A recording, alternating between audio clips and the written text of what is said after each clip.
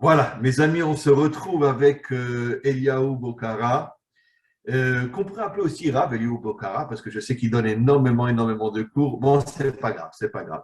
Alors on dit pas Rav, on dit rabbin. Et Vous ne voulez pas qu'on m'appelle Rab, vous voulez m'appeler Rab. comment? Ben, je sais que tu donnes plein de cours sur ton Facebook, etc. Et les gens t'apprécient énormément.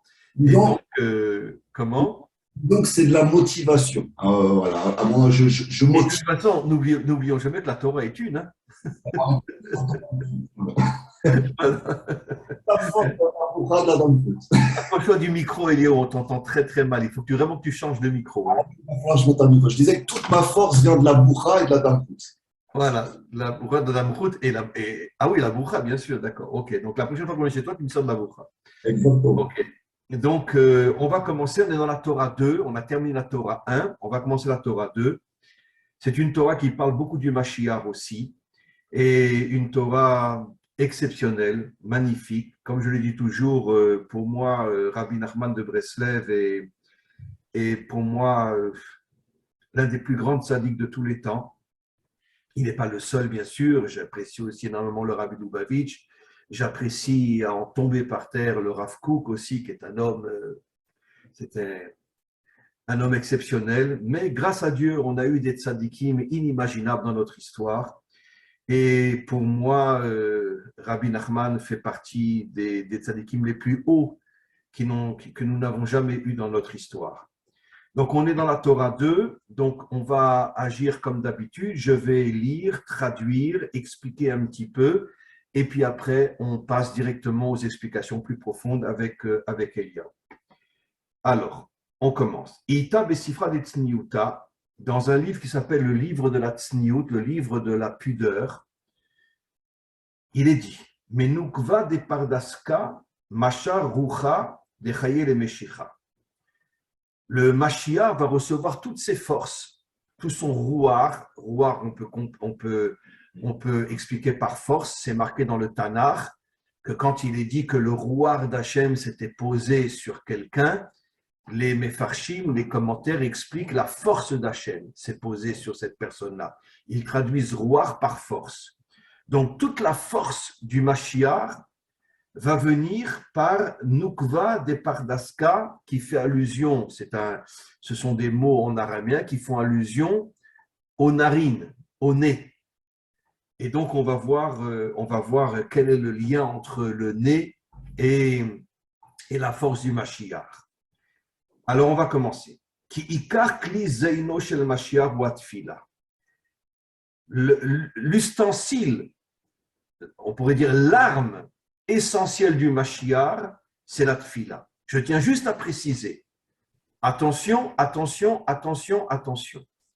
Le Mashiach sera un homme d'action. Le Mashiach sera un combattant. Comme le dit Maïmonide dans le livre Mishneh Torah, il va lever une armée, comme le dit le Zohar, Rabbi Shimon Bar Yochai, il va lever une armée qui va partir en guerre contre tous les méchants de ce monde. Ça sera un homme d'action. Mais, explique Rabbi Nachman, la source de sa force, c'est la tfila. La tfila, la prière. Je tiens à préciser que la prière authentique est au niveau de la bina. La bina, comme on le sait, est un attribut divin qui est complètement au-dessus de ce monde et qui nous donne des forces surnaturelles. Donc le Mashiach sera un prieur inimaginable qui se connectera à la bina et qui recevra des forces surnaturelles, parce que n'oublions pas que tous les méchants de ce monde vont se rassembler pour l'éliminer, et donc il sera dans un danger inimaginable, mais comme il aura des forces complètement surnaturelles, il arrivera à surmonter toutes les forces naturelles de ce monde et arrivera à détruire tous les méchants de ce monde. Shou Bechinat Chotem, voilà, c'est ce qu'on a expliqué tout à l'heure. La tfila est au niveau du nez. Kemoshe Katour ou Teilati Echetamlar, ma prière passe par mon nez. Alors bien sûr, ce sont des codes. Quand on prie avec la bouche, on ne prie pas avec le nez. Mais ce que Rabbi Nachman veut dire, c'est que le roi, le souffle passe par le nez, on respire par le nez, et quand on a une prière authentique, le souffle qu'on reçoit par son nez c'est des forces surnaturelles qui viennent de la Bina et qui nous permettent d'être un homme d'action et se battre contre tous les méchants de ce monde. Umisha Mika Chiyuto. Et toute la puissance, toute la vie du Mashiach viendra par ce roi, par ce souffle, grâce à la prière connectée à la Bina, qui lui donnera des forces surnaturelles. Vechol milchamto sheyase, et toutes les guerres qu'il fera, vechol akvishot shirbosh, et toutes les conquêtes qu'il mènera, à kol misham. Regardez, le Rabbi Nachman est très précis. Tout vient de là, de la prière. Ça ne veut pas dire que c'est uniquement un homme de prière. C'est la source, la prière, qui lui permettra d'être un homme d'action dans ce monde. Kemoshe Katouf, comme il est dit, Varicho Beyirat Hashem, le souffle viendra grâce à sa crainte de Dieu. Et comme disent nos maîtres, tu ne crains que Dieu, tu n'as peur de personne dans ce monde, d'accord? Comme disent nos maîtres, la crainte de Dieu, c'est ne craindre que Dieu. Il rajoute le que Dieu. Tu n'as peur de personne sauf de Dieu. Et ça sera bien sûr le cas du Mashiach. Veze bechinat chotem, et ça tout passe par le nez, le souffle. Veze ikar klizeino, et ce souffle-là, cette force, sera sa force principale, son arme principale. Kemoshe katuv becharbi ou bekashti, j'ai attaqué avec mon épée et mon arc. Et qu'est-ce qu'explique Rashi? C'est la tfila et la bakasha. Alors là aussi, bien évidemment que le roi David était un véritable combattant, mais il avait un arc véritable et il avait une épée véritable. Il était toute la journée sur son cheval avec une épée. Mais toutes ses forces, il les puisait de la tfila qui était connectée à la bina, qui lui donnait des forces surnaturelles. Comme on le sait, à l'âge de 16-17 ans, il est parti se battre contre 200 Philistins et il les a tous tués alors qu'il était tout seul, il avait 16-17 ans, c'est marqué dans la Bible. Kemoshe Katouf, comme il est dit, Kilo Bikashti Eftar, je ne crois pas uniquement dans mes armes, Be'elohim ilalnu, mais ma source, c'est Dieu. Bechinat teilati echetamlar, qui, la prière authentique, donne des forces par le roi au nez et rentre dans le corps. Voilà, on s'arrête là pour l'instant et je cède la parole à notre cher et grand ami Eliaou et qui va rentrer plus profondément dans ce qu'on a expliqué. Alors Eliaou, comment tu vois ces choses-là? Oh, la Torah, extraordinaire, elle est magnifique cette Torah. Elle est magnifique parce que comme vous l'avez dit, du micro, Eliaou. Comme vous l'avez dit au démarrage, Arabe, vous avez bien expliqué que l'arme principale du Mashiach, déjà, ça va être son nez. D'accord? Donc, ça va être une capacité d'aspirer dans l'oxygène la lumière du divin. D'accord? Donc, parce qu'on sait très bien que l'oxygène, on ne peut pas tenir plus de 4-5 minutes, grand maximum, peut-être un peu plus pour les champions d'apnée, sans respirer. On peut tenir sans boire, on peut tenir sans manger, mais la respiration, c'est ce qui nous connecte le plus à la vie. D'accord? Il y a des personnes avec qui je travaille dans le programme, je leur fais travailler sur ce qu'on appelle la mémoire cellulaire, donc là, on va travailler sur la respiration, et je les mets dans des états extraordinaires juste en changeant leur variation respiratoire. Ça veut dire qu'ils rentrent dans des états de conscience. Waouh, c'est extraordinaire ce qu'on peut faire sortir de la cellule en changeant ses phases respiratoires. Donc, c'est extraordinaire ce qu'on voit. On voit que par la respiration, et d'ailleurs, on sait que par le souffle, les mots sortent. Donc, comment le Mashiach va capter, entre guillemets, les messages divins par sa respiration? Comment il va les ressortir, entre guillemets, par sa bouche, c'est-à-dire la prière qu'il va faire sortir. Donc, il y a une connexion entre lui et le divin. Et ce qui est extraordinaire, c'est que bien qu'après, et c'est pour ça que vous avez une connaissance profonde de cette Torah-là, c'est extraordinaire, Arabe. Par mon épée et par mon arc, en expliquant qu'il ne se détache pas de la matière, il ne se détachera pas du combat, mais il sait, comme vous l'avez très bien dit, que toute sa force, donc on voit bien que c'est un descendant du roi David, on voit bien que toute sa force, elle va venir de ça. D'ailleurs, le Mashiach s'appelle Ben David, alors qu'il y a des millénaires d'écart entre eux, il s'appelle le fils de David, pour dire que David est son véritable modèle qui va l'inspirer et lui permettre d'être le Mashiach. Exact, c'est exactement ça. Et on voit qu'il utilisera ses armes. Il va utiliser des armes, parce qu'on pourrait se dire, il va vaincre le mal, entre guillemets, que par la parole, que par la bouche. Non. Et c'est là que le nuance est très important, c'est qu'il part au combat réel, il y a un vrai combat, mais il va avoir des capacités extraordinaires au combat grâce à sa prière, par le fait, comme le roi David, que la nuit, il va passer son temps à demander la miséricorde divine, l'accompagnement d'Hachem dans le combat, et la journée, il va partir au combat comme son ancêtre, mais accompagné du Créateur. Et ça, c'est une notion ultra importante qu'il faut rappeler et qu'il faut insister dessus. Et ça nous concerne, nous, en tant que petit être humain que l'on est, que oui, on doit prier, on doit se renforcer dans la communication avec Hachem, et d'où l'Aïd des doutes de Rabbi Nachman, on doit parler avec Hachem parce que toute notre force vient de lui.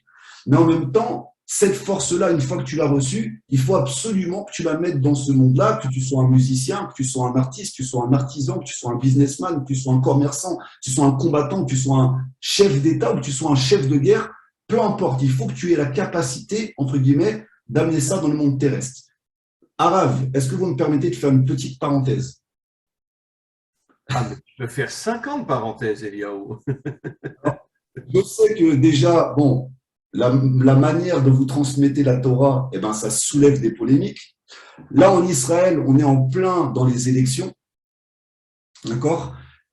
Je vais vous donner mon avis après. Mais qu'est-ce que vous pensez de ce qui se passe au niveau des élections? Est-ce que vous pensez qu'il faut aller voter et donner sa voix à un des chefs d'État?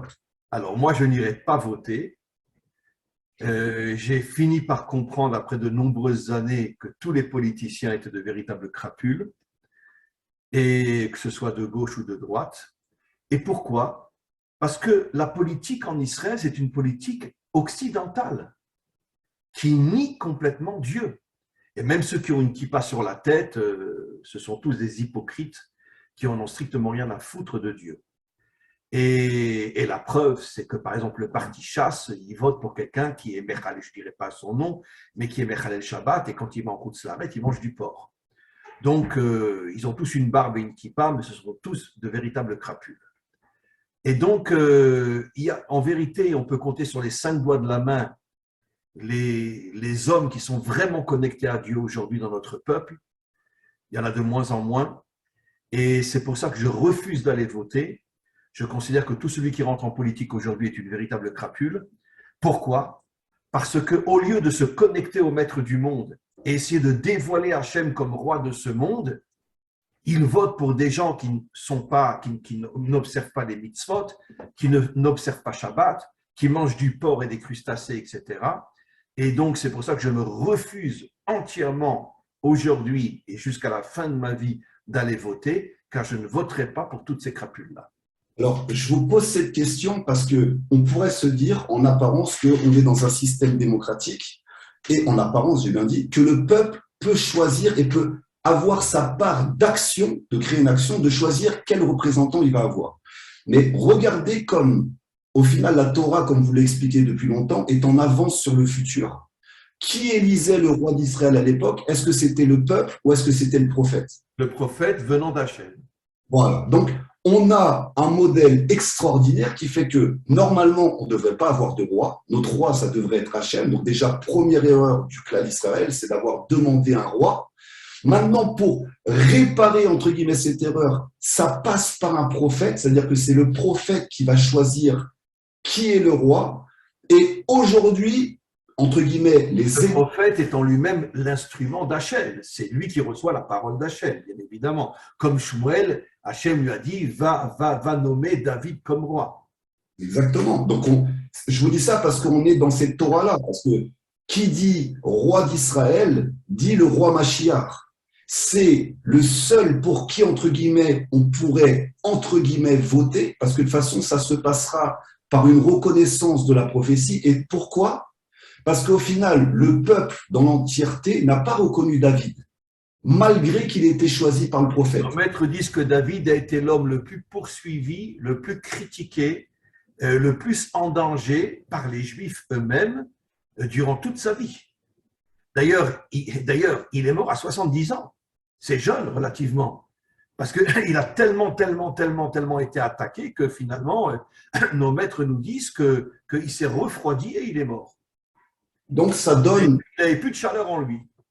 Donc, ça donne une idée de ce que va représenter le Mashiach. Si le roi David, à échelle, comme vous l'avez dit tout à l'heure, d'Israël déjà, était ultra contesté, et heureusement qu'il y avait le prophète Shmuel, parce que même Shmuel, vous l'avez déjà expliqué dans plusieurs de vos cours, même Shmuel s'est trompé sur David. C'est-à-dire, quand il a vu David, il ne pensait même pas que c'était lui. Il pensait que c'était Esav, parce qu'il était rouquin, et il a dit, mais quoi, tu veux nommer Esav sur mon peuple? Exactement. Donc déjà, même le prophète, s'il n'avait pas écouté le divin, vu qu'il avait la capacité de prophétie, lui-même se serait trompé. Alors imaginons aujourd'hui les hommes qui sont dans des systèmes trompeurs, c'est-à-dire que le système démocratie est trompé. Et le pur, c'est qu'on nous culpabilise, parce que le problème, c'est que si tu ne vas pas voter, à cause de toi, certaines personnes peuvent passer au pouvoir. Et c'est à cause de ça qu'aujourd'hui, on est tous divisés. Le Ham Israël est divisé. Et on permet, entre guillemets, à cette fausse malroute, au RF Rav, entre guillemets, de continuer à diriger Israël. Donc, une petite question pour ouvrir la parenthèse, parce qu'on est dans le Mashiach, et c'est ça la malroute, c'est aussi diriger Israël et nous reconnecter à Kadosh Baruch Hu. Dans ce cas-là, selon vous, Rav, qu'est-ce qu'on doit faire comme action si on ne va pas voter pour changer la donne? Écoute, je vais dire quelque chose qui est très utopique, parce qu'on est très, très, très, très loin d'avoir les forces et le courage de se mettre en danger. Mais la seule solution qu'on a, Eliaou, c'est de préparer le chemin au Mashiach en étant des hommes d'action, des hommes qui refusons de rentrer dans le système, d'être des saumons. Comme on sait, le Shabbat, on mange du saumon parce que c'est le seul poisson qui va à contre-courant, qui remonte la rivière à l'envers. Et donc, on n'a pas le choix, Eliaou. Si on reste prisonnier du système, on devient de sales moutons et on baisse la tête. Et comme il y a une phrase très connue en français, mieux vaut mourir debout que de vivre à genoux. D'accord? C'est une phrase très connue, mieux vaut mourir debout que vivre à genoux.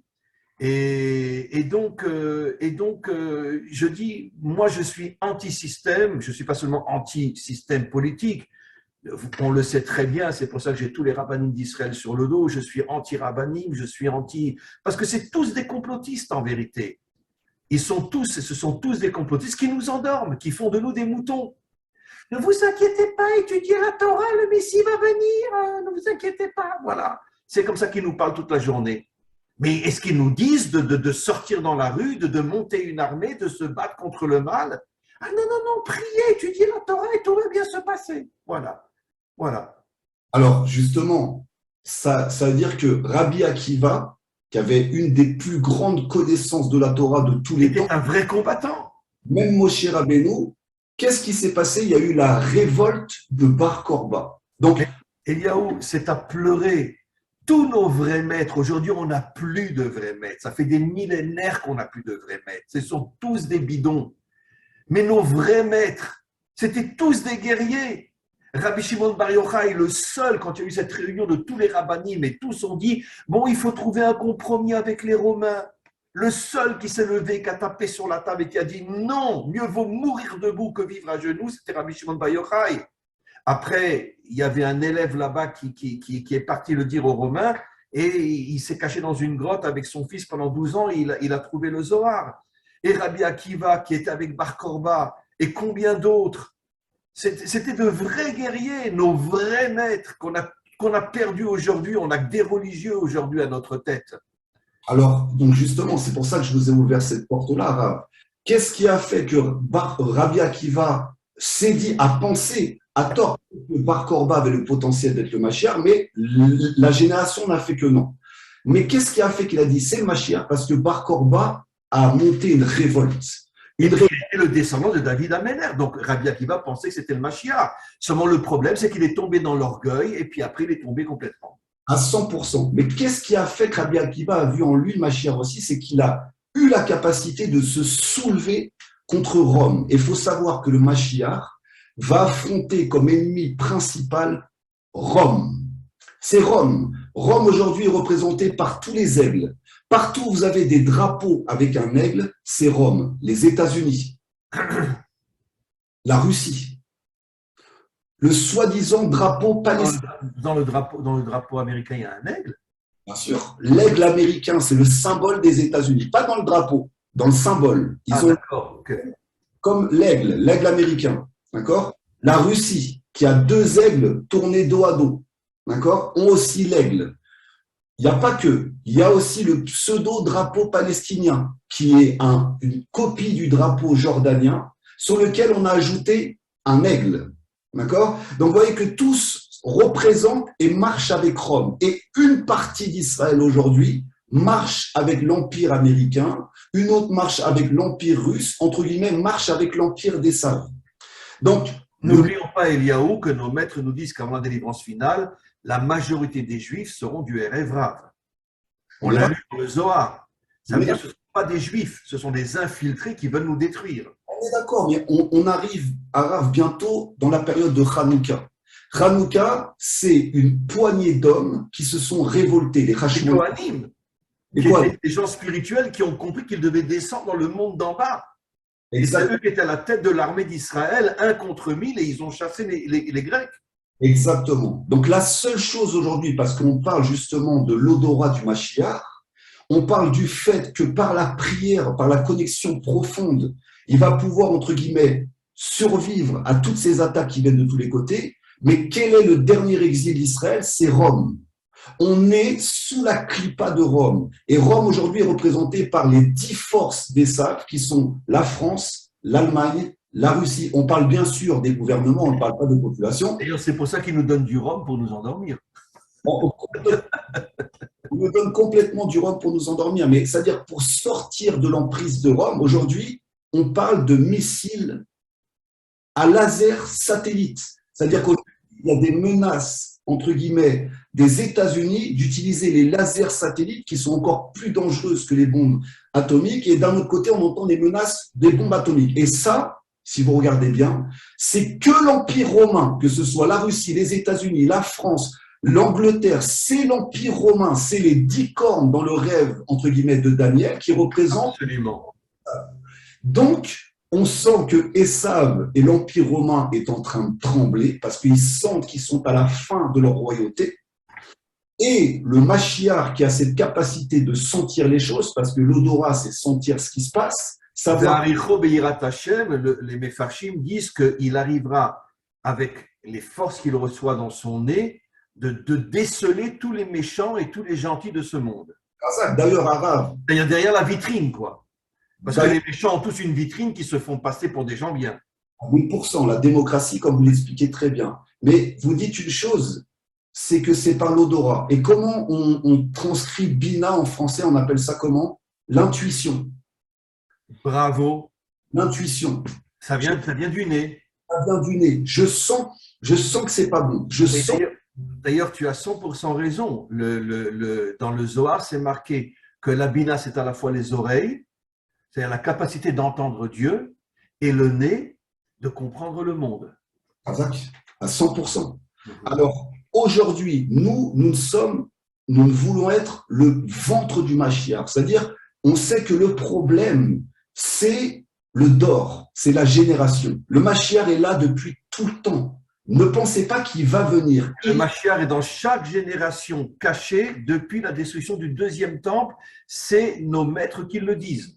Il est tout le temps là. Il est là. Ne pensez pas qu'il va venir. Il est là. Il est là. Dans chaque génération, il est là. Le Bartholora le dit clairement. Exactement. Le problème, c'est la génération.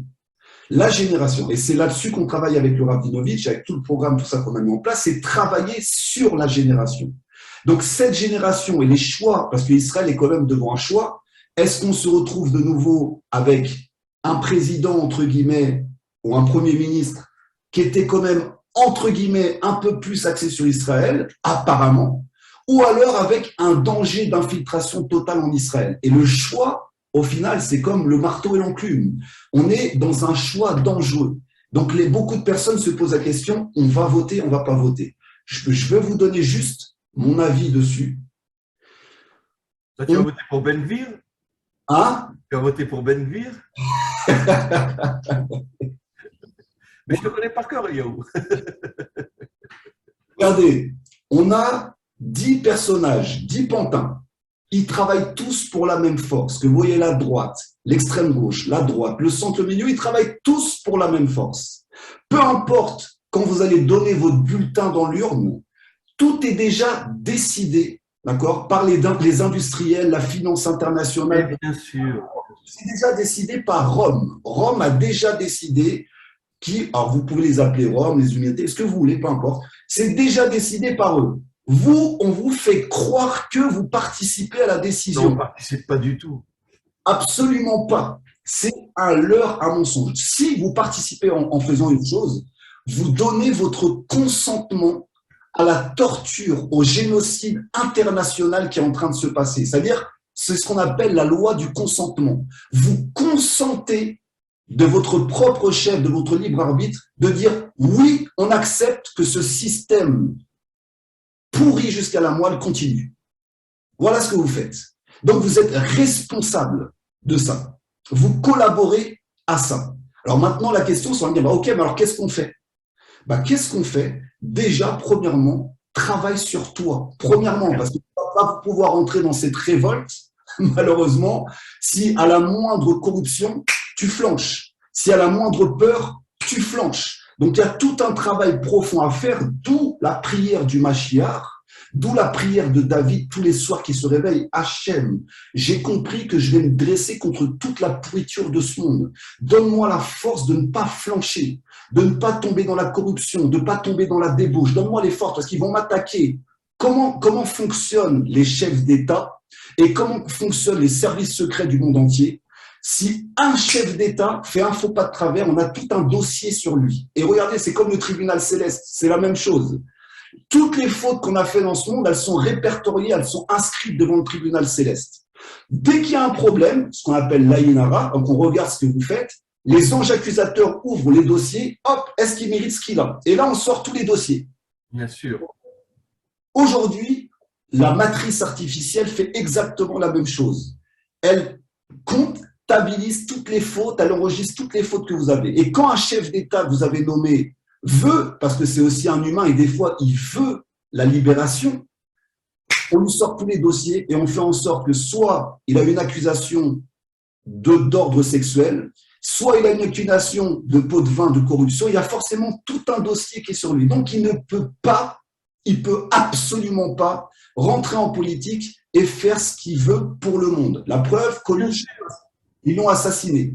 Donc, évidemment, de toute façon, 99 des dirigeants aujourd'hui dans le monde sont tous des gens corrompus sur le plan de la débauche. Et n'oublions pas qu'on a vu des photos de Hollande qui allait en moto, accompagné par ses gardes du corps. Il allait en moto, d'accord, avec un casque pour pas qu'on le voie, et il allait chez une copine à lui. On les a vus, une copine à lui, alors qu'il n'était pas marié ni rien, quoi. C'est ce qu'ils disent. Vas-y, débauche-toi, prends de la corruption, prends des pots de vin. Comme ça, si un jour tu fais le bon samaritain, on te démonte. Tu verras bien que tu es pourri comme nous, donc tu ne pourras rien faire. Et c'est pour ça qu'on voit la phrase de Rabbeinu qui dit, par rapport au Mashiach, et je lui ferai inhaler la crainte de l'Éternel. Ça veut dire que le Mashiach va être incorruptible, c'est-à-dire ni dans la sexualité, ni dans l'argent, ni dans aucune corruption, parce qu'il sait une chose, c'est que le corps, la matière, cette réalité-là n'est qu'une illusion. Il n'a absolument pas peur de la mort, et comme vous l'avez dit, la seule crainte qu'il a, c'est de, entre guillemets, Hachem, que Hachem. Hachem, c'est-à-dire Hachem, tu m'as envoyé sur le ring. D'ailleurs, moi je suis persuadé, Eliaou, qu'une fois qu'il aura reconnecté Hachem au monde, il disparaîtra. Hein. Il ne va pas vouloir rester une idole devant laquelle tout le monde se prosterne. Hein. À 1000%. Ils vont pas refaire le remake de ce qui s'est passé il y a 2000 ans. D'accord? Absolument. C'est que là, il y a une disparition et surtout, il y a un éveil de conscience dans son enseignement qui va casser profondément toute l'idolâtrie qu'il pourrait y avoir vis-à-vis d'un maître et même l'idolâtrie qu'il pourrait y avoir vis-à-vis d'Hachem. Oui. Parce que même idolâtrer Hachem. Et quand on idolâtre Hachem, ça donne le monde religieux. Et ça a été l'erreur de Moshe Rabbeinu. L'idolâtrie d'Hachem, c'est de penser que Hachem est tellement grand qu'il fait tout sans nous, sans notre décision, sans notre action. C'est une erreur totale. Hachem veut être associé à nous. Dans le Talmud, c'est marqué clairement que le plus haut niveau de lien entre Dieu et Hachem, entre Dieu et l'homme, c'est la shutafut, l'association. À Si 100%, tu as ton travail à faire, tu as ton travail à faire. à Et ne 100%. crois pas que ton travail, c'est uniquement la prière. Ton travail, c'est la prière qui te donne les forces de descendre dans ce monde. D'ailleurs, le Zohar dit des milliers de fois, j'ai déjà lu plusieurs fois tout le Zohar dit des milliers de fois, enfin des centaines de fois, pas des milliers, mais des centaines de fois, que l'homme authentique, c'est celui qui fait descendre le monde d'en haut dans le monde d'en bas. À 100%. Arav, vous avez des fils, j'ai des fils, on sait ce que c'est. Alors, quand ils sont petits, on peut les protéger. On les protège, on fait peut-être attention, on les relève quand ils tombent. Mais un fils, quand il a 13, 14, 15, 16, 17, 18 ans, on le relève moins. On veut qu'il apprenne à se débrouiller tout seul, jusqu'à ce qu'il devienne libre et indépendant. C'est ce que Dieu veut pour cette nation.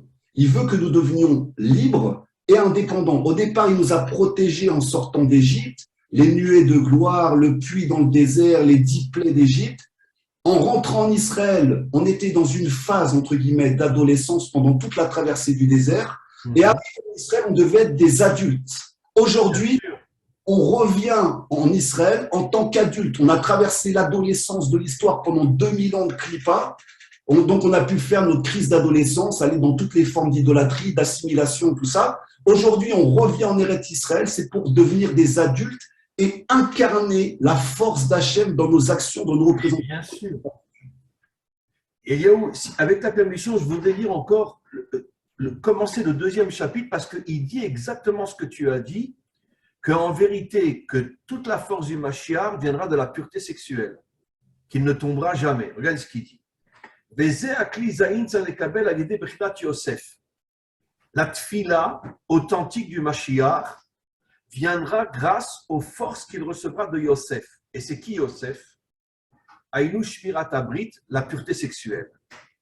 Ça veut dire que tu ne peux atteindre la bina par la tefila que si tu es un homme propre sur le plan sexuel. Ça veut dire que tu as ta femme et rien d'autre. Voilà ce qu'il dit. Kemoshe Katouv, Chagor Charbecha al Yerer. Yerer fait allusion au brit. Ça veut dire que ton épée est à côté de ton brit. Ça veut dire que si tu es propre sur le plan sexuel, tu seras un véritable guerrier qui aura une épée dans les mains. Kemoshe Katouv, Mipri Bitnecha Ashit Lechiselar. Si tu n'es qu'avec ton épouse, alors tu seras comme un roi sur ton trône. Zebechinat Mashiach, ça sera le Mashiach. Le Mashiach sera un homme d'une pureté sexuelle inimaginable. Bon, ce n'est pas le seul, grâce à Dieu, il y en a quand même quelques-uns dans le monde. Mais le Mashiach sera, on pourrait dire, à un niveau de pureté sexuelle inimaginable. Et comme je dis toujours, le vrai Mashiach, ce n'est pas lui, c'est sa femme. Parce que comme disent nos maîtres, la femme est la couronne de l'homme, la femme est la bracha de l'homme, et la femme est la force de l'homme. Pourquoi la force de l'homme? Bina yetera nitna laisha, la femme a plus de bina que l'homme, et la bina, c'est les forces surnaturelles. Donc ça veut dire que la femme donne à son mari la couronne pour faire de lui un roi, la bénédiction pour qu'il réussisse dans la vie, et les forces pour qu'il puisse se battre contre tous les méchants de ce monde. Donc en vérité, le vrai Mashiach, ce n'est pas l'homme, c'est la femme. Même si c'est l'homme qui fera tout le travail officiel et on pourrait dire extérieur, mais toutes ces forces, il les recevra de sa femme. Donc on arrive de dire que le Mashiach, c'est sa femme. En fait, comme on le sait, le Mashiach et sa femme, c'est le Gilgoul de Adam et Ève qui viennent réparer leurs fautes. Zakarav. Alors, justement, ce soir, on a ce live avec le Rav Kadosh sur Brit World. Donc, il faut savoir qu'il y a beaucoup d'Hébreux à travers le monde qui n'ont pas reçu la Brit, qui n'ont pas reçu la circoncision. Et on va parler aussi, justement, de la circoncision. Adam. Parce que, justement, si on parle de Yosef, justement, a envoyé cette force-là à tous les Égyptiens. C'est-à-dire il a circoncis des milliers d'Égyptiens qui n'étaient pas juifs. Exactement. Et donc, on voit l'alliance de Mashiach ben Yosef et de Mashiach ben David qui s'associent, c'est-à-dire la Brit. C'est Mashiach ben Yosef, Mashiach ben David. En vérité, ça veut dire quoi Mashiach ben Yosef? Ça veut dire que le Mashiach ben David va faire rentrer en lui toutes les forces de Yosef. C'est exactement ça. C'est l'union entre ces deux Mashiach. Et d'ailleurs, on voit que le nez est sur la même ligne que les organes génitaux. Donc, c'est complètement lié et on sait très bien. Et Rabbi Nachman, on sait. Et le nez, c'est le sod de Tiferet. Il a deux narines, comme les yeux aussi, comme les oreilles. C'est l'union entre la gauche et la droite, entre la puissance dans ce monde et la droite qui est Dieu. L'équilibre des deux. Comme l'enseigne aussi Rabbi Nachman depuis longtemps, il sait que 99% de l'humanité est coincée dans la faute de semence en vain. Et en fait, ce qu'il faut comprendre, c'est qu'à chaque fois que tu fais une semence en vain, tu crées tes futurs ennemis. Tu crées des démons. Tu crées des démons qui vont t'attaquer. Des ennemis, des démons, des ennemis qui vont s'incarner dans des hommes et qui vont t'attaquer. Maintenant, celui qui est propre avec la brite, il n'a pas créé d'ennemis. Donc lui, il est capable de passer à travers la guerre et de défaire tous les ennemis, puisque comme l'a enseigné Rabbi Nachman, le sabre laser, entre guillemets, des combattants de la lumière, des combattants du Mashiach, ça va être le maintien de leur brite. C'est-à-dire que si tu n'es pas propre au niveau de ta brite, tu ne peux pas entrer dans l'armée du Mashiach. C'est aussi simple que ça. C'est sûr et certain. Et d'ailleurs, le mot brite veut dire aussi l'alliance avec Dieu. C'est-à-dire, tu ne peux, le Zohar dit clairement que celui qui n'est pas propre dans son brite n'a aucun lien avec Hachem. Aucun. Même s'il fait les mitzvot, même s'il mange kasher, même s'il fait Shabbat, il vit dans une illusion totale. Si tu n'es pas propre au niveau de ton brite, tu n'as aucun lien avec Hachem. Et c'est pour ça qu'au final, c'est caché parce qu'on n'a que la partie superficielle de la protection de la brite. D'ailleurs, le meilleur enseignant, c'est Yosef.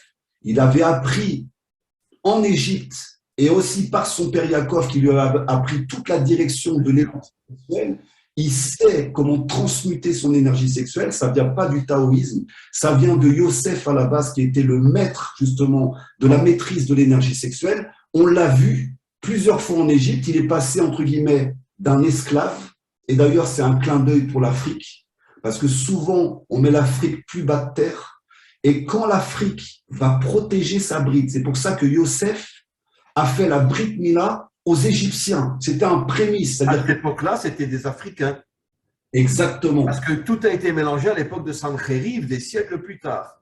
Exactement. Et quel est le problème de Ham? Et quel était le problème des Égyptiens? C'était des esclaves sexuels. Et même Yosef était un esclave sexuel. Aujourd'hui, il y a un esclavage au niveau de la sexualité de manière mondiale. Et même si tu as reçu pour tuer les hommes, pour les faire tomber dans toutes les saletés de ce monde. À 100%. Et même si tu as reçu la Brit Mila, même avec la Brit, si tu ne protèges pas ta Brit après l'avoir reçue, eh ben, c'est comme si ton prépuce se reconstruit de manière spirituelle. Avec la Orla. Avec la Orla. Et tu ne peux plus rentrer dans le Olam Haba. C'est-à-dire que la Brit Mila, la circoncision, c'est la clé pour pouvoir rentrer dans les mondes supérieurs et pour pouvoir avoir toutes les bénédictions dans ce monde. D'ailleurs, sache, Eliaou, que je ne sais plus si c'est le Zohar ou l'Agmara, en tout cas, le texte est véritable. Nos maîtres disent que l'exil a été causé à cause de la débauche sexuelle. 100%. Mais même le déluge, arabe. Le déluge, n'en parlons pas. C'était que de la débauche sexuelle.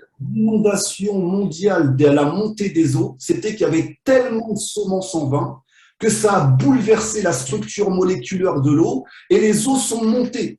Absolument. Et c'est ce qui a créé la destruction. Et écoutez juste une chose parce que c'est important. Le spermatozoïde est composé, c'est la seule matière qui est composée d'eau et de feu. C'est l'union de l'eau et du feu simultané. Absolument. Donc, on a reçu un premier déluge d'eau. Écoutez, parce que c'est important. Si on continue sur ce chemin, on va recevoir un déluge de feu. Et on voit que le décompte… D'ailleurs, pour te confirmer ce que tu dis, le Zohar dit que les eaux d'en haut étaient froides et les eaux qui sont venues de la terre étaient chaudes. C'était l'union entre le feu et l'eau. Le feu et l'eau. Et là, le danger, c'est que on est dans la parachate noire. Hachem a promis qu'il n'y aurait plus de destruction par les eaux, mais pas par le feu. On a un décompte nucléaire au-dessus de la tête, réveillez-vous. Et le moyen qu'on a, c'est déjà d'apprendre à maîtriser sa brite.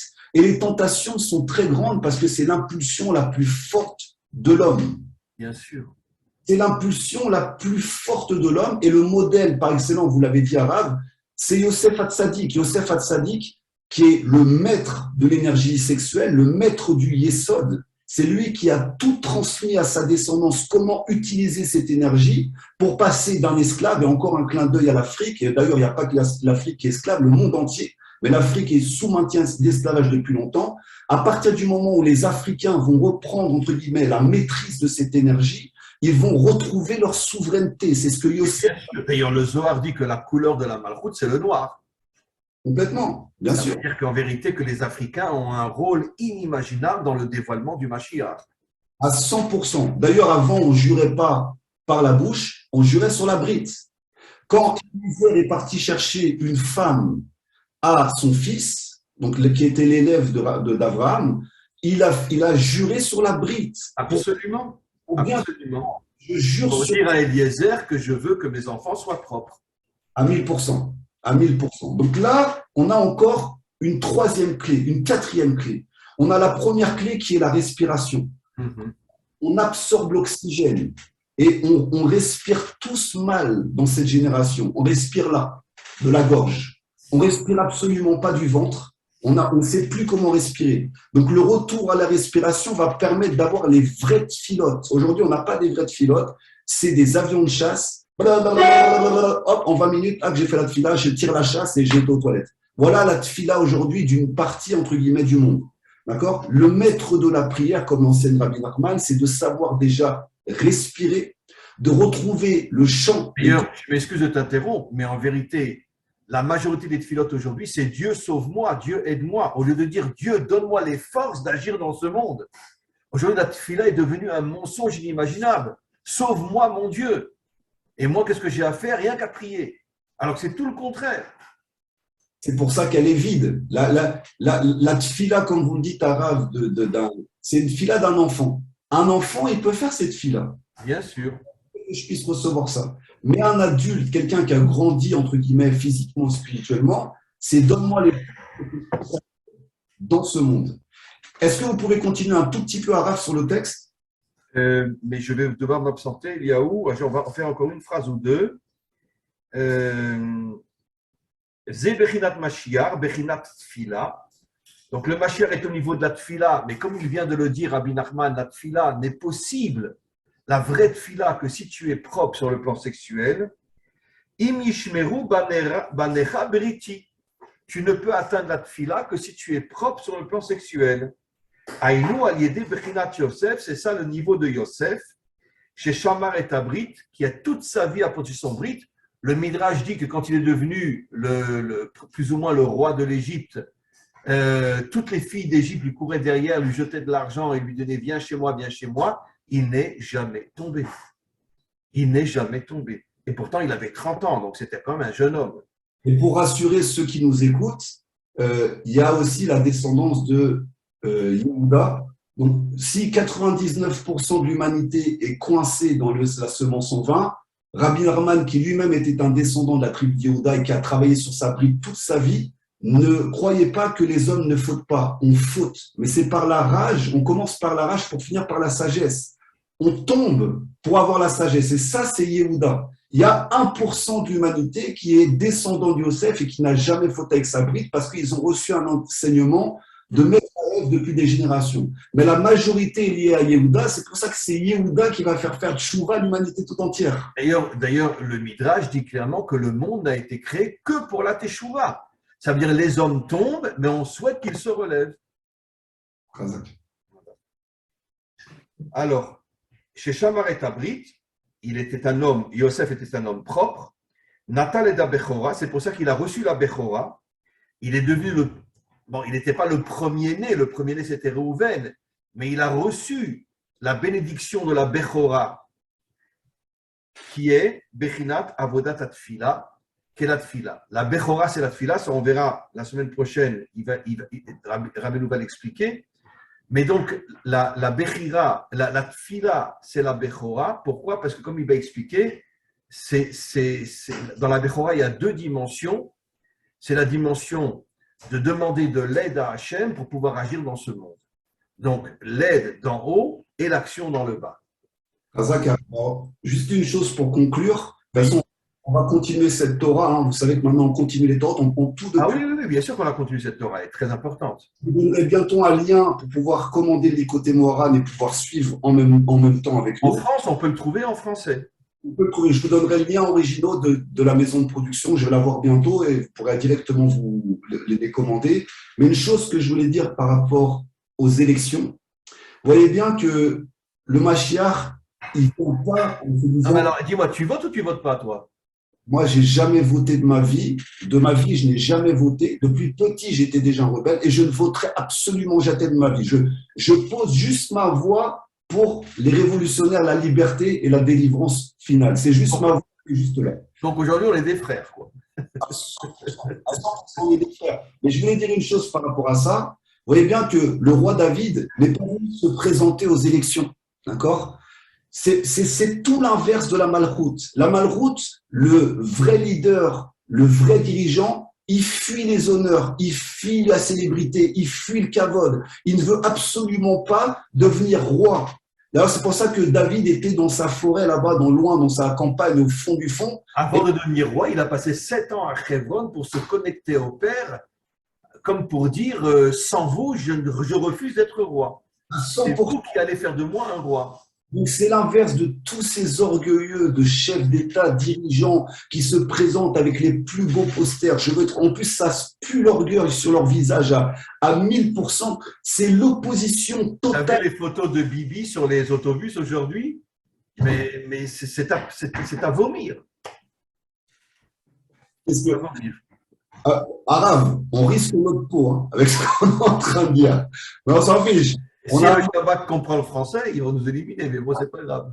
Mieux vaut mourir debout que vivre à genoux. je pense que même les services secrets israéliens et du monde entier auront la capacité de faire la tchouva. S'ils réfléchissent bien, ils pourront faire une tchouva profonde et choisir vraiment la vérité parce que comme je vous le répète, le dirigeant d'Israël, c'est Akadosh Baruch Hu. Il est caché. On n'arrive pas lui-même à le voir.